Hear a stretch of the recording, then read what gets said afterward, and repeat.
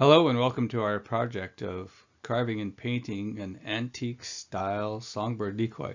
If you were with us in parts 1 and 2, you know that we've been carving a golden winged warbler in a style of a vintage decoy, in this case a songbird decoy.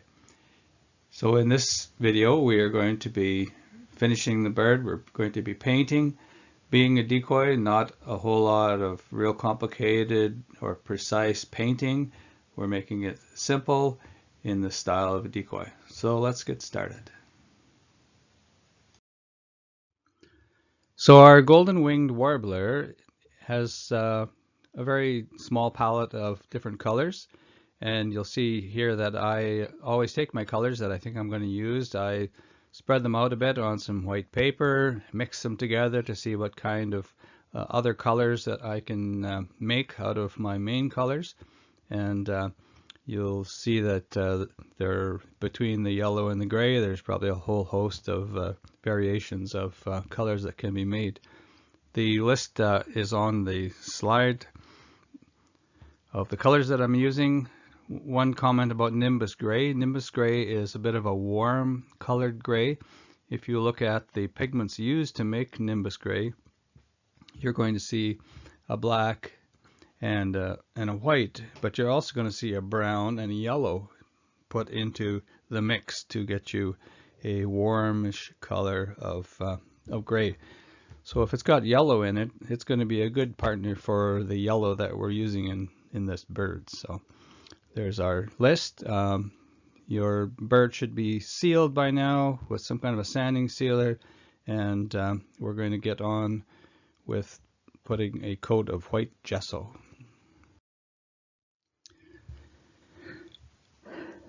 So here we are adding the white gesso to the bird all over its entire body. The gesso has been thinned down a bit with water. You don't want to be putting on one thick coat because you'll end up with a whole mass of brush strokes that are showing. So we're probably going to be put on about 3 to 4 thinned down coats. On the right hand side you'll see where I've penciled in some of the main patches of different colors. So we've got a patch of yellow, a couple of patches of yellow, and some patches of quite black areas. So another view of how the penciling is taking place. On the left hand side you can see there's also a little bib. Reminds you of a chickadee's bib. So I'm starting to use the color Black Umber. It's a Josanya brand color. Really, it's a mix of raw umber and some black. So it's not a real striking black, but it's a good base coat for getting our main colors blocked in. So here I'm continuing blocking in some of the main color patches. We've got yellow on the forewing, and in the left-hand photo here you'll see that I'm holding my carving up against a mirror so that I can see both sides of the carving at the same time. This helps a lot in getting your shapes to be relatively identical. On the right-hand side you'll also see a yellow patch on the crown of this little warbler's head.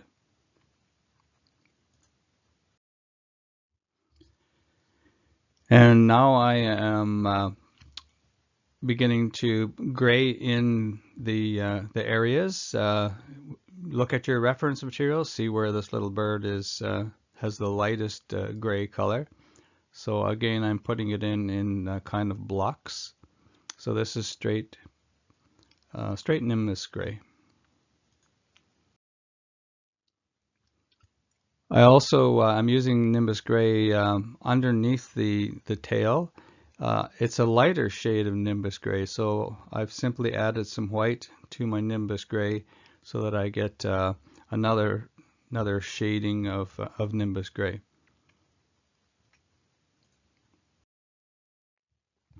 So where our colors meet, the two shades, what you're wanting to do is make a bit of a ragged join between them. We're going to try and blend that together in in future steps of this bird, but a little back and forth with your brush tip will help you to make not a solid join between the two colors, but more of a shaded gradual change from the lighter color to the darker gray. On the wings of the warbler, the gray is a little darker. So I have done the top of the tail and the wings with a darker shade of the Nimbus gray. So I've made it darker by adding a little bit of that black umber color. So here's a couple more shots of doing transitions between two colors. The bib is a fairly sharp change in color on the warbler. So the way that we join those together is by using one of your sharpest brushes, like a number 1, something like that, to pull little lines of black over and into the gray, and also the reverse of that, pulling some of the gray into the black. So we're making a whole series of tiny little lines that make it look like there's a nice join between the colors.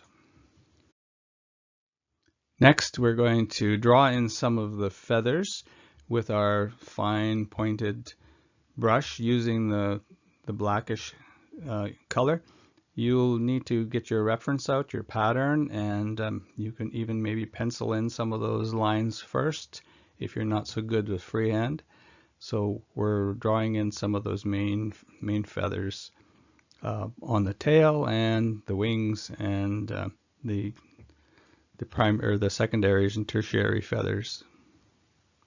On the right hand photo, you'll also see that I've started putting a little darker gray on top of my original gray color just behind the head there.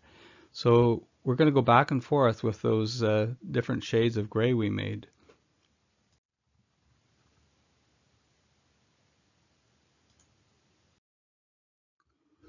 Okay, here's a good photo of what we're doing with the different colors of gray.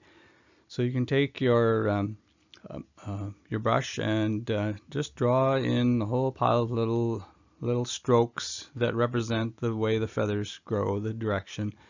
So we're just breaking up that original slab of gray by using different shades of the same gray and breaking it up. It really makes it look a whole lot like feathers. On the right hand one, you'll also see that I've been doing the same thing between the yellow of the crown and the gray at the back of the head. So I've been moving painting some of the gray lines into the yellow and some of the yellow lines into the gray.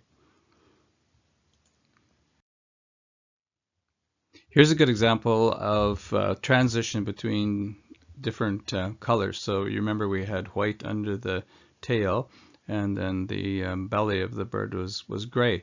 So I've been working back and forth, putting white into the gray and gray into the white until we get a nice transition there. So it's a smooth transition, not a definite line.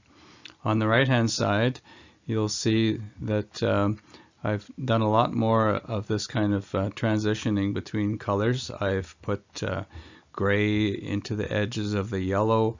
I've put some of the even the black wing outlines just barely showing into the yellow, and even a little bit of gray on top of the yellow wing patch. So the bird is becoming quite blended together, and that's exactly what we want without having to go into excruciating detail. Here's a view from the top. You can see that I've done a little bit of decoration to the feathers themselves. Have a look at the tail feathers. You'll see that I've drawn in the center quills with my black color. I've made some little splits along the feather in the direction that the barbs grow out from the center shaft of the quill of the feather. I've also added a little row of white lines just at where the rump feathers start or where they end on the tail. So here's our warbler pretty much finished as far as the main painting. You'll also kind of notice that on the secondary and tertiary feathers behind, so to the rear of the yellow wing patch, those feathers have a little bit of a yellow tint to them as well. And I've done this by doing what's called dry brushing. So I've taken a brush with rather stiff, short bristles, and I've put a little bit of yellow paint on them and then wiped that paint off on a paper towel so that it's really quite dry. And then you can take your brush and kind of just scrub it around over the feathers a little bit, just so the tiny bit of that pigment rubs off onto the surface. We're not painting here, we're basically scrubbing a bit of color on. Be careful about scrubbing, you don't want to scrub your original paint off. So in the previous two photos, you may have noticed that that I had cleaned the eyes all off. Up to this point, I'd been just painting right over top of the eyes and not being too concerned about them. So here I'm opening up the eyes in this slide that you're looking at with the end of a round toothpick. So I just go round and round and round, opening up the eyes, getting it into a nice, not perfectly round shape, just has a very slight oval. You may find that it's going to leave a big white ring around the eye that should not be there. So you may have to get your black paint out or your gray paint out and just color that that ring that you've made in the eye, the wood that the wood filler that we use to sink the eye into. You might have to just color that a little bit so it isn't apparent. So on the right hand photo here, we're getting ready to add a little bit of antique-ishness, if there is such a word, to the carving. So this is, we're going to be putting a coating on top of all the work that we've done. This is kind of a severe process that'll make you a bit nervous, but here's a way to add a bit of an antique-ish luster or patina to your carving. So what I have here is an amount of linseed oil and a tiny bit of raw umber, now and a teeny tiny little bit of phthalo green. Now, because linseed oil is an oil-based paint, you're going to need oil-based raw umber paint and oil-based phthalo green to mix together.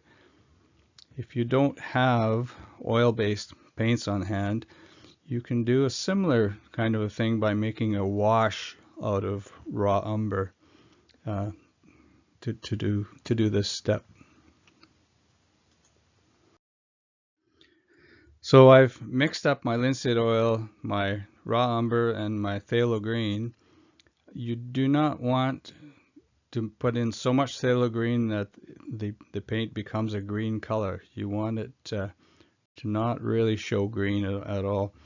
So I'm just slathering that oil, the linseed oil, onto my bird. Now you may be thinking that it looks like it's green, but it's when it's over top of the yellow, that area does have makes it look like a greenish tint to it, but it's really quite a dark brownish color.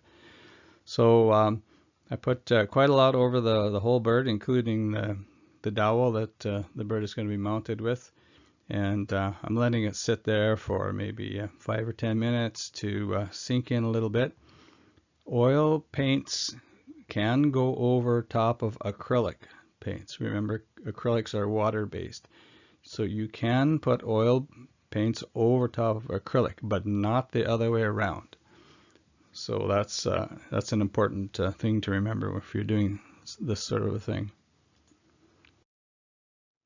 So after I've wiped off some of that original linseed oil coating that I put on, I've wiped it off so that it looks kind of smooth and even without a whole bunch of streaks in it. So that's what you're seeing on the left hand side. So it's going to be a bit shiny for a while, and that'll be okay. And it's going to take 3 or 4 days to dry completely, so set it aside. When it feels dry to the touch, then you should take a soft towel and or like a piece of a t-shirt or something like that, and just gently rub the bird over, dulling it down a little bit so it's not quite so shiny. Don't scrub it so hard that you're going to remove paint. This is not a decoy version that it looks like it's been kicking around in a garage. This is what we call a pristine type of vintage decoy, where it looks like it's been painted new and ready to go out and be used. So on the right hand side, that's what we end up with, a golden winged warbler. And good luck with all your efforts. Thanks.